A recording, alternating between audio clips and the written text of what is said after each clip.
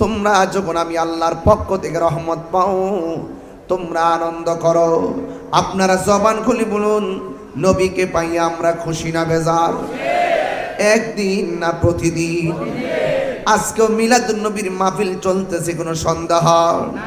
সকল ঈদের সেরা ঈদ হলো পবিত্র ঈদে মিলাদুন নবী। সুবহানাল্লাহ। সকল ঈদের সেরা ঈদ হলো পবিত্র ঈদে মিলাদুন নবী। সেই কারণে আজি তোমারি পাক নাম, সেই কারণে আজি তোমারি পাক নাম হৃদয় মাঝে একে রেখেছি। সকল ঈদের সেরা ঈদ হলো পবিত্র ঈদে মিলাদুন নবী। কি খারাপ লাগতেছে? একটু হাত দিলা কন। সকল ঈদের সেরা ঈদ হলো পবিত্র ঈদে নবী। আগমন তোমার হয়েছে মক্কায়, হিজরত করিয়া গেলাম মদিনায়।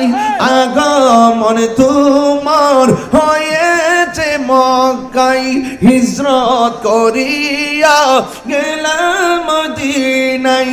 মারহাবা মারহাবা ধ্বনি উঠিল, আপনি যে পিয়ারা হায়াতুন নবী। সকল ঈদের লোক পবিত্র ঈদে মিলাদুন নবী। সকল ঈদের সেরা ঈদ হলো পবিত্র ঈদে মিলাদুন নবী। সেই কারণে আজি তোমারি পাক নাম, সেই কারণে আজি তোমারি পাক নাম হৃদয় মাঝে একে রেখেছি। সকল ঈদের সেরা ঈদ হলো পবিত্র ঈদে মিলাদুন নবী। একটা জবান বন্ধ রাখবেন না, মোহব্বতে মায়ার সুরে বলুন সুবহানাল্লাহ। আমার নবী যদি প্রকাশ না হইতো দুনিয়ায় কুরআন হইতো, নবী যদি প্রকাশ না হইতো ইসলাম হইতো।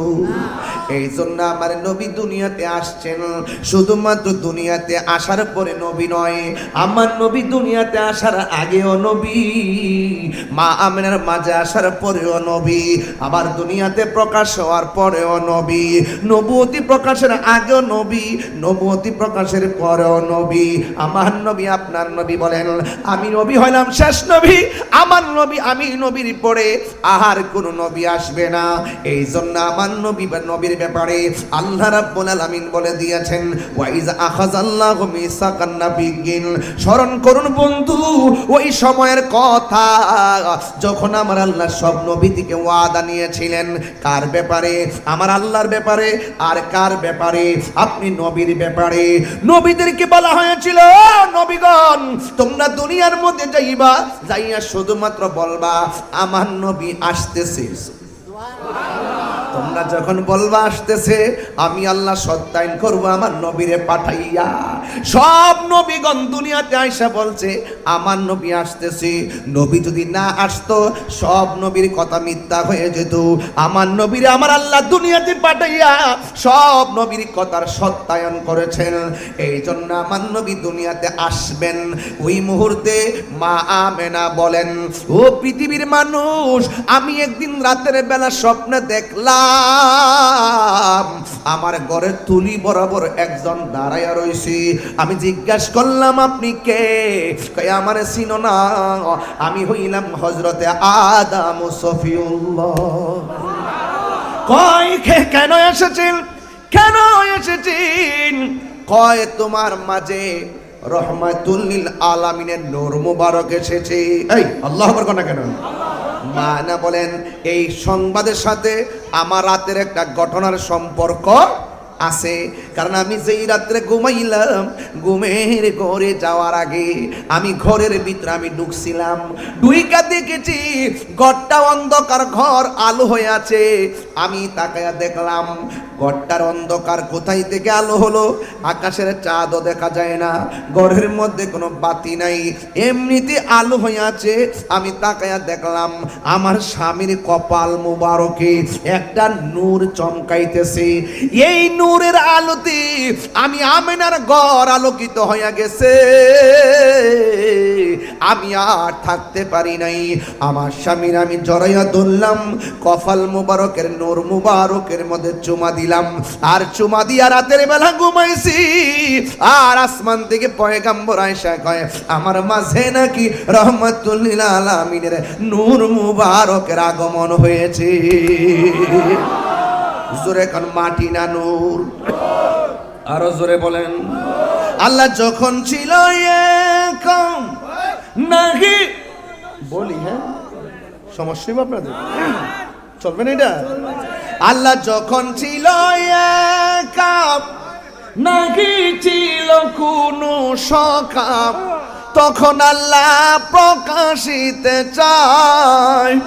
আল্লাহ হাকিকতের নূর দিও, হাবিবের নূর করলেন পয়দা, জোশ মারিলেন এশকের দরিয়ায় গো, সময় যায় পর দরুদ নবী মুস্তাফায়, পর দরুদ নবী মুস্তাফায় গো, সময় যায় পর দরুদ নবী মুস্তাফায়। আল্লাহ মুহাম্মদী নূর হইতে ইয়া পে আল্লাহ পাক জাতে সৃষ্টি করলেন তামাম দুনিয়া, ঠিক কি না? আল্লাহ মুহাম্মদী নূর হইতে ইয়া পে আল্লাহ পাক জাতে সৃষ্টি করলেন তামাম দুনিয়া। আমার নবী যদি না হইতো, কিছুই পয়দা না করিতো, নবী যদি না হইতো, কিছুই পয়দা না করিতো, অন্ধকারে থাকিতো দো রাই গো, সময় যায় পর দরুদ নবী মুস্তাফায়, পর দরুদ নবী মুস্তাফায় গো, সময় যায় পর দরুদ নবী মুস্তাফায়। একটা জবান বন্ধ রাখবেন না, মহব্বতে মায়ার সুরে বলুন সুবহানাল্লাহ। قد جاءكم من الله نور وكتاب مبين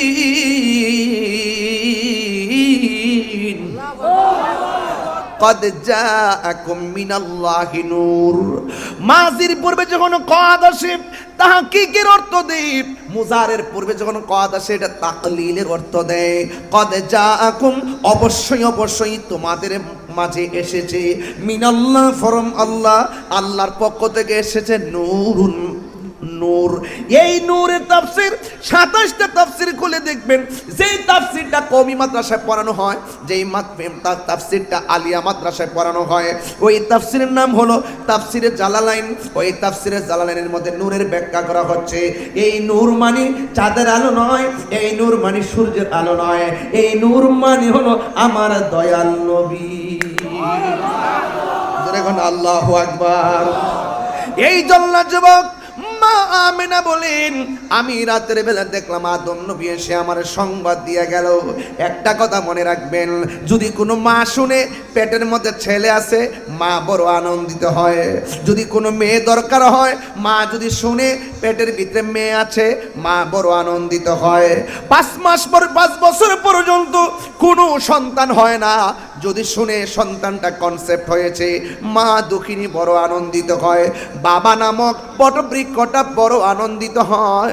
আর যে মা শুনছেন, ও আমেনা তোমার মাঝে নূর এসেছে, তিনি কে জানোনি? কই তিনি হলো রাহমাতুল লিল আলামিন। সুবহানাল্লাহ।